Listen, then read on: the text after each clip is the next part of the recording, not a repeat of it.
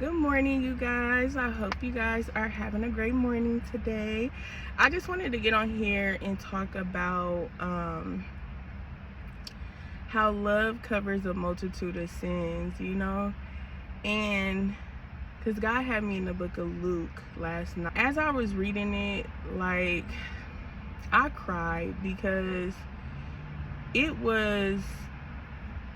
it reminded me of my story. It reminded me of how a lot of people may try to judge you. A lot of people may try to,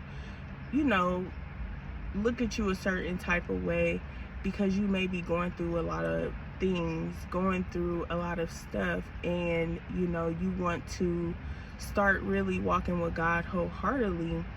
A lot of people will look at that and see it as it's not real, or your change is not real. But when you are forgiven by God, you start to really work on yourself. God starts to heal you. God starts to work on you. And it's like people would look at it like, because they remembered your past. Some people live more in your past than you live in your past. But it was so beautiful because in the Bible, in the story, Jesus had went to the Pharisees, right? And he was at their house, and I think they invited him to dinner. And what's so crazy is a lady came in, and she was just weeping at God's feet, crying, in tears. And she was crying out to him. And Jesus knew the Pharisees' thoughts. So they were already judging her and saying, well, that's not, can't be, she's a sinner. If he was really a prophet, why would he let her touch him? Like, what? You can't. Now, that was just too bougie. Come on now.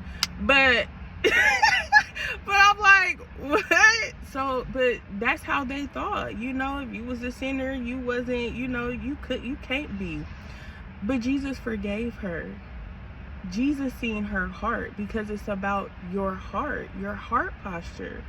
So it could be a person who may have done the most in their past, and God will use those things as experiences as well to help the next person. Because the person that you very well may be judging or looking at in a certain type of way, they could be a prophet, they could be an apostle, an evangelist, whoever. They can be that. They could be the next business person, so it's just like they judged it, but it was about her heart. It was about her calling out to God. It wasn't about her past. So it really just touched my heart, because a lot of people be like, well, they couldn't be a son of, they couldn't be God's child. They, and this could go, they were like, he did so much in his past, how could he be changing his life? She did so much in her past, how could she?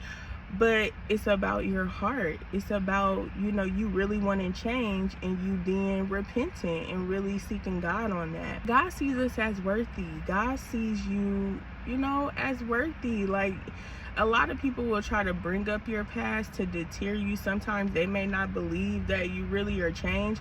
Now, God will work on you with certain things because it's not an overnight. Yeah, because it's not an overnight process. But God will work on that for you. So certain things, he'll start to work on your emotional intelligence. We'll use those things in that time that he is building with you and working on you to work on those things. So then you have changes. You start to see things different. You start to move a different type of way.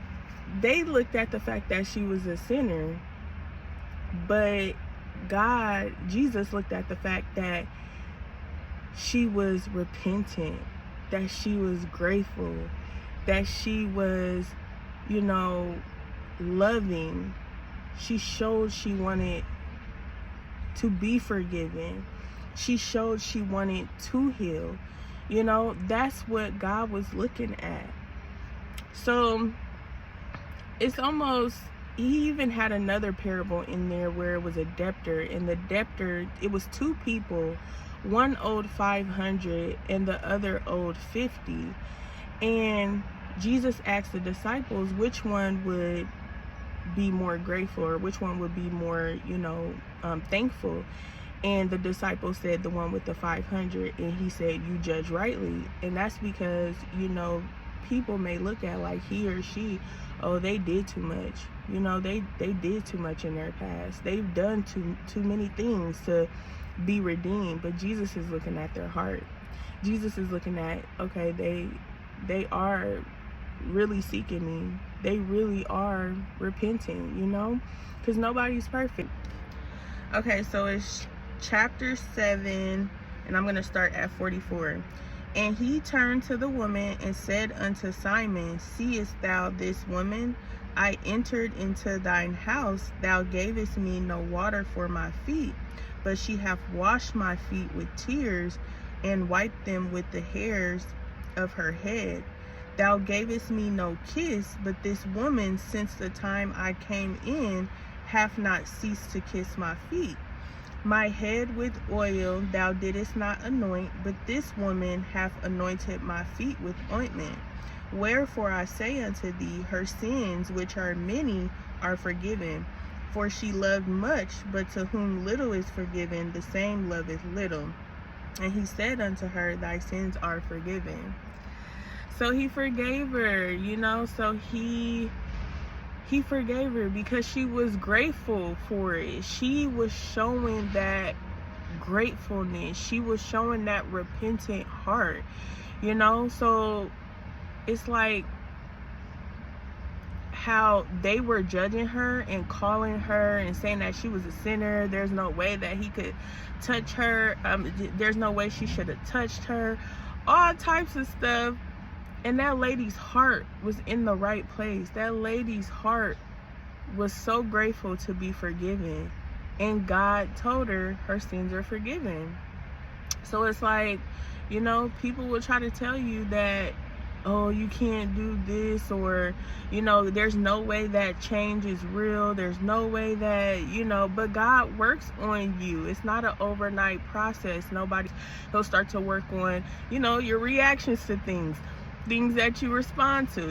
He will start to work on those things because that's character development. He's letting you know, daughter, this is where I want to take you, but son, this is where I want to take you, but I need to work on these things for you.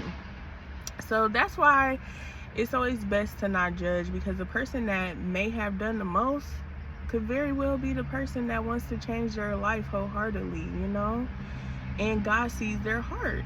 Because if it was up to men, we wouldn't be around no way. They'll twist us to the side in a quick hot minute. So, but it's not. It's not. It's up to God.